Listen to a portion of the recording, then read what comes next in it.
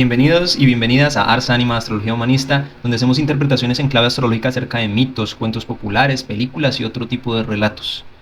Digamos que el objetivo, como lo suelo tratar de decir en varios de los videos, el objetivo de este canal es hacer unas interpretaciones que no tienen la presunción de ser las verdaderas o absolutas, sino simplemente parten de mis conocimientos, mis propia sensibilidad perceptiva y mi perspectiva, con el fin de entregarles a ustedes, regalarles a ustedes estas reflexiones y que ustedes puedan formar su propia opinión e ideas al respecto y que tomen de estos videos y estas reflexiones lo que les resuene y les sirvan para sus vidas personales. Entonces, muy bien. Pues el día de hoy quiero continuar un tema que ya veníamos hablando, que ya les venía hablando, y es otra vez Guardianes de la Galaxia volumen 3. Y esta vez ya no lo quiero ver a la luz de Urano y el mito de Urano o Caelus, sino les invito más bien a verlo desde el mito de Quirón. Fijémonos otra vez el tema de las interpretaciones. No podemos hablar de una interpretación, sino hay múltiples interpretaciones y podemos ver cada una de estas historias desde tantos ángulos que podrían llegar a ser casi infinitos, ¿no?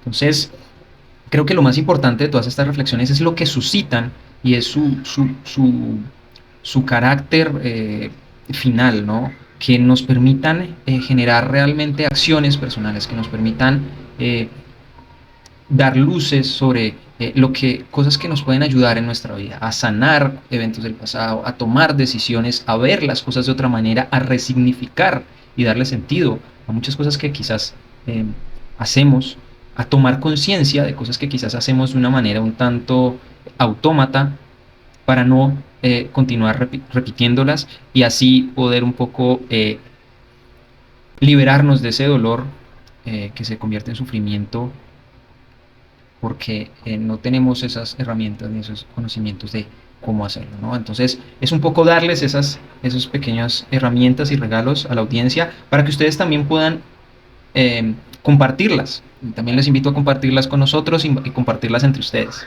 para también enriquecernos, ¿no? Yo creo que aquí yo no soy ningún portador de una verdad, ni soy ni un gurú, ni un gran profeta, sino que creo que acá del otro lado puede haber mucha gente que tiene mucho que aportar, mucho más quizás que yo, que aportar a todo esto y que también nos puede enriquecer todas estas perspectivas. Así que los invito también a dejar sus comentarios, a contactarme, dejo acá también el WhatsApp para dar quizás una retroalimentación y poder mejorar también el contenido de este canal. Muy bien, diciendo esto, ahora sí quiero entrar en materia y pasar al tema que nos compete hoy, que es el trauma de nacer y el dolor de convertirse en carne. Quirón, hijo de Saturno, ¿no? Y bueno, digamos que si en primer lugar creo que hay que mirar a grandes rasgos el mito de Quirón.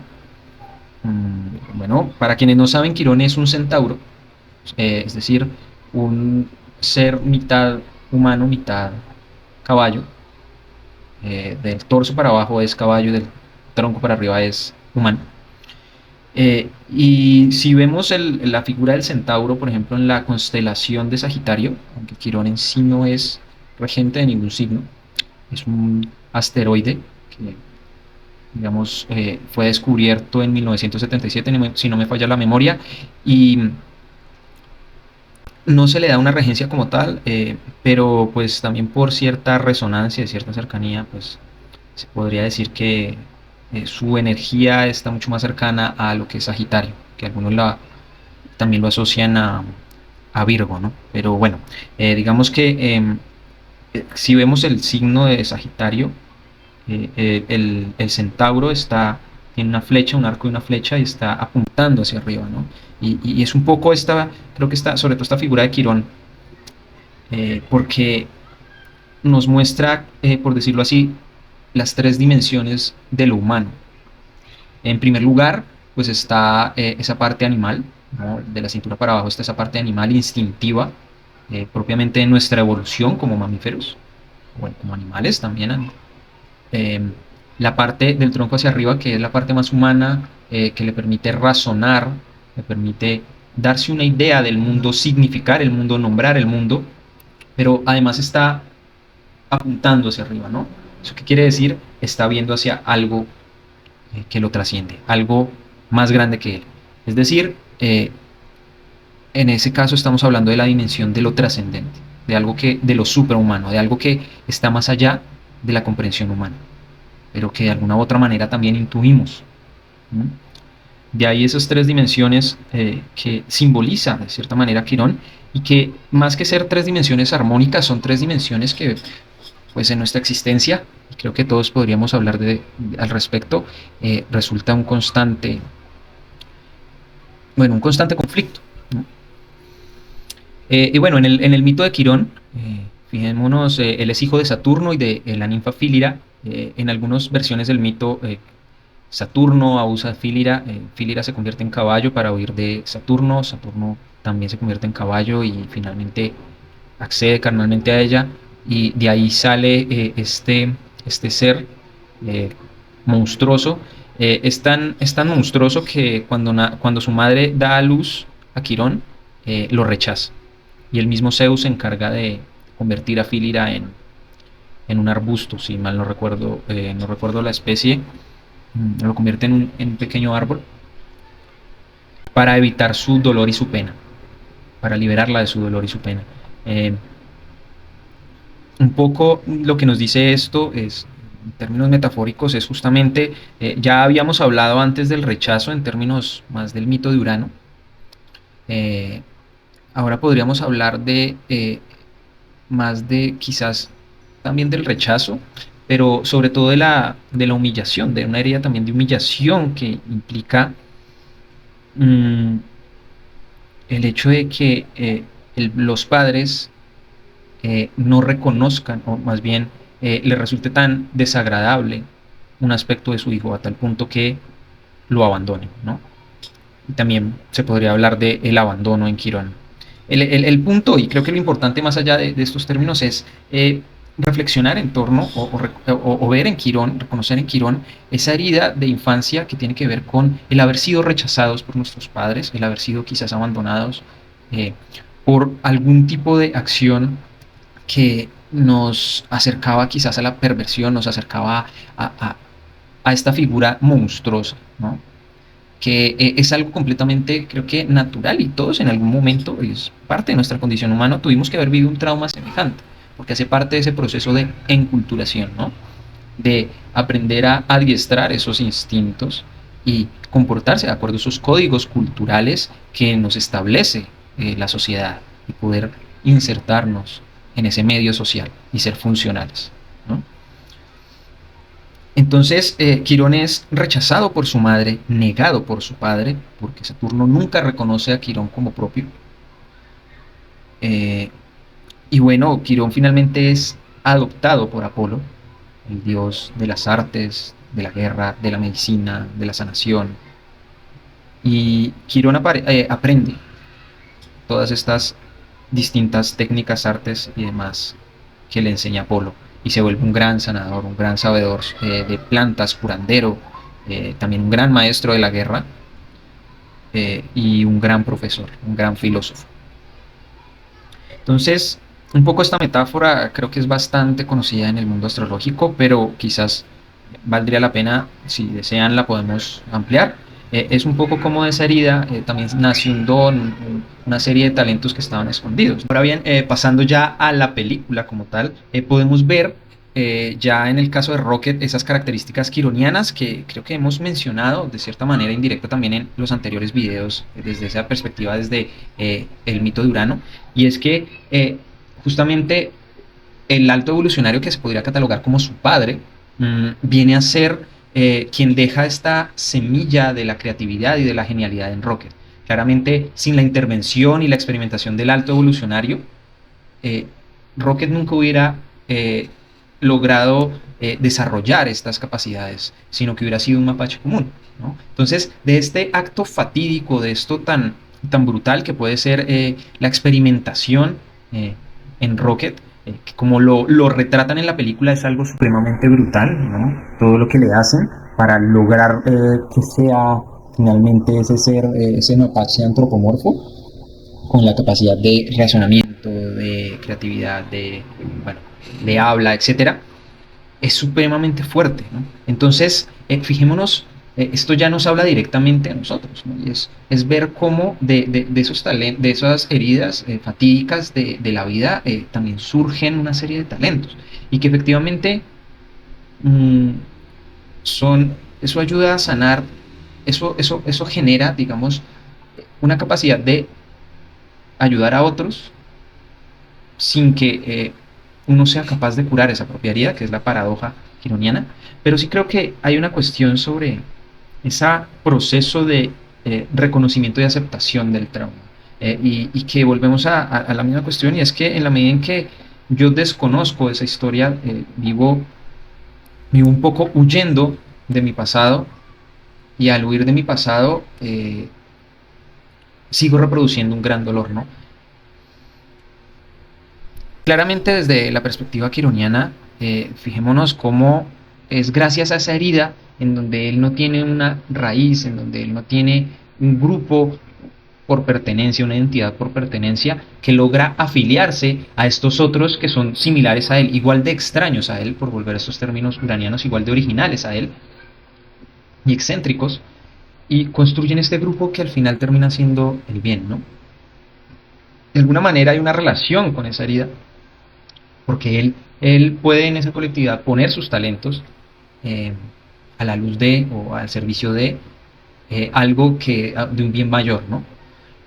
Mm, bueno, creo que pasando ya a esta figura de los experimentos que también me parece muy importante en la película, que me parece que tiene una relación muy cercana cuando uno ve estas figuras de estos experimentos en la película, de estos seres que alguna vez fueron animales y que ahora tienen partes mecánicas, etcétera, da como esta idea de la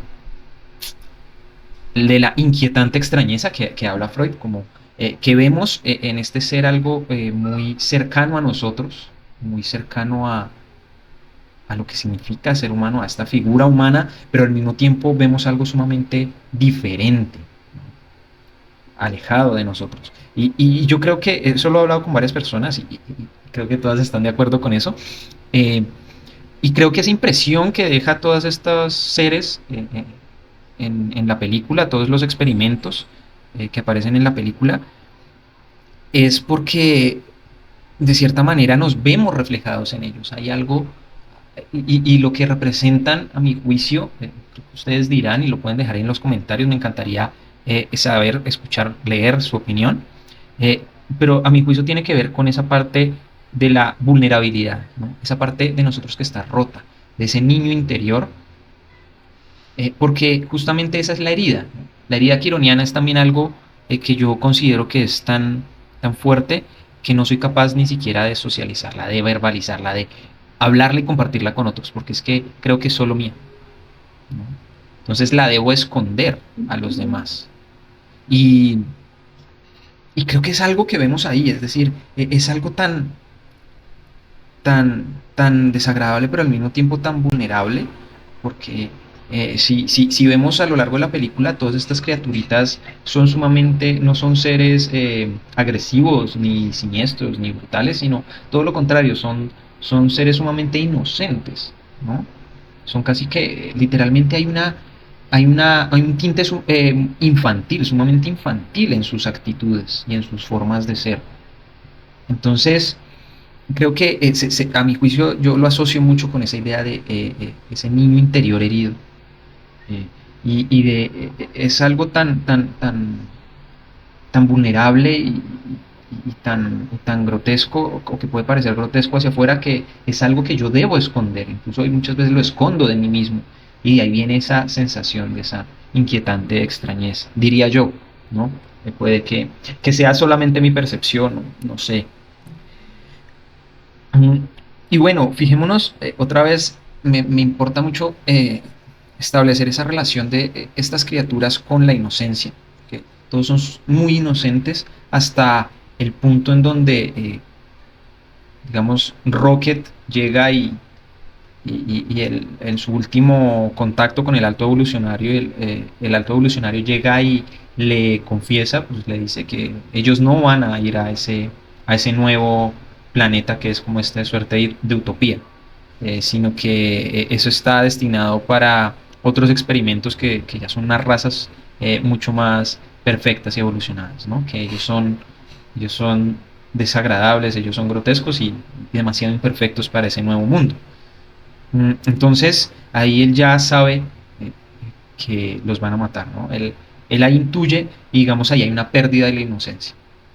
Y él esa escena es muy, muy fuerte porque es cuando matan a sus amigos y creo que simboliza esa idea de la pérdida de la inocencia y es cuando justamente en nuestra infancia o más ya eh, una etapa más madura de la infancia nos damos cuenta o intuimos que hay algo a lo que debemos renunciar, que quizás nuestros padres no son lo que esperábamos y que todas estas promesas de vivir en este mundo ideal y en esta gran utopía y en este lugar tan hermoso eh, no son reales, ¿no? Y se nos cae ese gran mito, como hablábamos en el primer video sobre Adán y Eva, ese paraíso.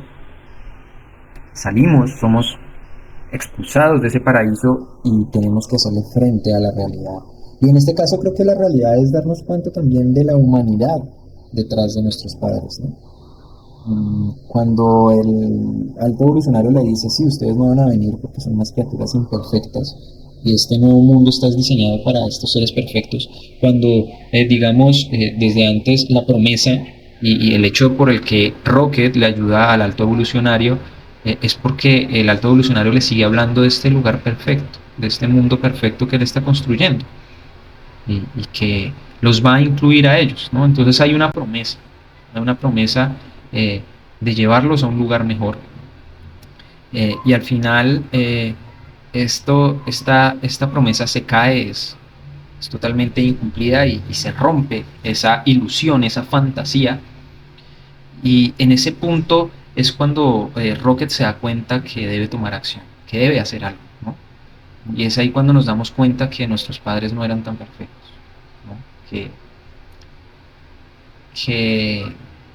que no eran como esa idealización que teníamos de ellos, ¿no? Que también tenían sus falsedades, sus contradicciones, su humanidad impresa en ellos. Y muchas veces pasamos toda una vida reprochándoles eso, sin darnos cuenta que también nosotros somos en cierta medida de esa manera, ¿no? Entonces, creo que la película, buena parte de la película se basa en ese hecho, porque en últimas ese es lo que de cierta manera constituye la forma de ser agresiva y defensiva de Rocket, ¿no? Toda esa frustración que vive cuando le matan a los amigos y que él llega y ataca y agrede al alto evolucionario y le deforma la cara de tanta ira y de tanto rencor por haber matado a sus amigos. Eh, y, y digamos que no se permite volver a encontrarse desde esa vulnerabilidad, que era la vulnerabilidad que podía mostrarse junto a estas otras criaturas. Eh, y bueno, creo que la parte de la resolución, aunque ya lo hablamos en el anterior video, también una parte de ello, en los anteriores videos, si no me falla la memoria, eh, pero bueno, la parte de la resolución es justamente cuando, eh, bueno, Laila Rocket está en esta camilla en agonía y se encuentra con Laila como esta representación de ese pasaje hacia el cielo, como las puertas hacia el cielo. Muy similar cuando en Harry Potter en la última Harry muere y están en la estación de tren y demás. Es una escena bastante similar, como este lugar de pasaje hacia el otro mundo. Mm, y se encuentra con Laila y Rocket es capaz como otra vez de volver a hablar de esa culpa que siente, ¿no? Porque en el fondo él siente culpa por lo ocurrido y le dice yo hice que ustedes murieran, ¿no? Fue por mi culpa que ustedes murieron, eh, lo siento mucho. Y bueno, Al final Laila le dice, está bien, acá estamos bien, logramos por fin ver el cielo porque ellos vivían enjaulados y nunca habían visto el cielo y alguna vez le preguntan a Rocket como él sí podía salir de la jaula y ayudar al alto evolucionario con sus tareas. Él sí había visto el cielo, ¿no? Mm. Y entonces Rocket le dice, bueno, ¿y será que puedo ir con ustedes? Y Laila le dice, sí, pero todavía no, porque todavía tienes un propósito en la Tierra, bueno, en el mundo de los vivos. Y Rocket le dice, ¿un propósito para qué? ¿No? Si nos hicieron para nada, somos estúpidos, estúpidos experimentos para ser simplemente botados a la basura. Y Laila le dice, esa frase creo que es la más hermosa de toda la película y es muy profunda y es la siguiente, y es que Laila le dice, están las manos que nos hicieron y están las manos que guían las manos, ¿no? Entonces, eh, esa frase es muy hermosa porque justamente nos está hablando de algo que ya habíamos hablado en el video pasado o antepasado, y es que una cosa es lo que las acciones de nuestros padres y lo que ellos hicieron desde sus capacidades, desde su nivel de conciencia, desde lo que podían hacer en su contexto. Y otra cosa es lo que la vida a través de ellos nos está invitando a hacer, a trabajar, a sanar, los retos que nos está poniendo la vida, ¿no? Y que justamente es la idea de que todo es perfecto como es, ¿no? Por ponerlo en esos términos sumamente políticamente incorrectos, pero es lo que la astrología nos viene a enseñar y que por eso me gusta hablar desde estas distintas tipos de relato porque es un poco la vida hablando a través de estos relatos, ¿no? Y cuando Laila le dice esto a Rocket, lo que nos está diciendo es justamente que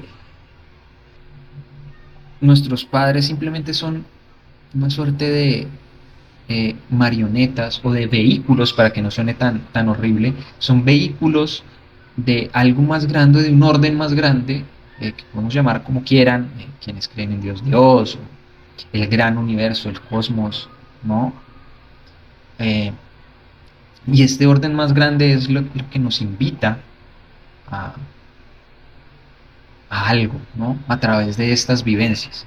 Y que cuando cambiamos esa perspectiva otra vez, como hablábamos la última vez, eh, y tratamos de darnos cuenta que es que no se trata de lo que ellos hicieron y de que yo me tengo que quedar reclamándoles a ellos, y entonces hasta que ellos no reconozcan sus errores y los arreglen en mí, entonces yo voy a estar bien, sino que es mi trabajo y es mi tarea cultivar ese talento que surgió de esa herida. Y que cuando yo tomo conciencia de que, oiga, gracias a lo que viví en ese entonces, gracias a lo que me pasó, hoy en día soy capaz de hacer esto. Tengo esta capacidad de escuchar a los otros, de ser contención para los otros, o de ser parte de un proceso terapéutico para los otros, de, bueno, lo que sea, ¿no? Gracias a eso soy un buen profesor, gracias a eso soy un buen médico, un buen abogado, yo qué sé. Eh, y ver que esos momentos de la vida nos trajeron también una serie de talentos, es también reconocer esa impresión y esa semilla que dejan nuestros padres en nosotros, y nuestros padres también, no solo nuestros padres, sino nuestros ancestros. Porque muchas veces nuestros padres actúan de una manera inconsciente a partir de sus propias heridas, que vienen también impresas por momentos, eventos de su infancia, eh, que a su vez dejaron ahí eh, sus padres, es decir, nuestros abuelos, y así sucesivamente. Entonces, si lo vemos de esa manera, hay cierta relación también con los ancestros y lo que los ancestros han tenido que vivir, y de cómo nuestras heridas también son las heridas ancestrales que nosotros venimos en esta vida, en este cuerpo, en esta existencia, a sanar. Y que en ese sentido somos portadores de un gran reto si lo decidimos asumir, ¿no? Entonces, queridos y queridas amigues, esto era lo que les quería compartir el día de hoy respecto a esta cuestión de ese talento, de ese don quironiano y de esa herida eh, a, a la luz de esta película y sobre todo esta última escena que me parece hermosa. Mm, y que, bueno, me salté una parte y es que luego de que le dice esto, están las manos que nos crearon y las manos que guían las manos, dice mi amado Raccoon o mi querido Raccoon, Mapache, esta historia ha sido tuya todo este tiempo, tú simplemente no lo sabías. Y es justamente cómo el entregarnos a la vida también nos permite paradójicamente adueñarnos de nuestra vida. Porque es que cuando yo me quedo viviendo únicamente desde esa perspectiva pequeña y cerrada que puede tener mi ego o mi personalidad, esa parte de mi conciencia, esa parte reducida de mi conciencia, eh, estoy olvidando y estoy perdiendo la conexión con mi alma o esa parte más profunda, ese registro más profundo de mí mismo, ¿no? Y que es justamente cuando me abro a la vida y acepto, y bueno, traigo a colación, por ejemplo, justamente lo que dice eh, Jesucristo cuando es crucificado y es Padre, que se haga tu voluntad, no la mía, es justamente esa entrega a la vida. Es decir, bueno, me entrego a lo que tengo que vivir y lo hago con todo el gusto del mundo, aunque sea doloroso, aunque no sea lo que mi pequeña personalidad, esta pequeña registro de mi conciencia desea, porque sé que va a haber un cambio que va a permitir una nueva perspectiva de vida y me va a transformar.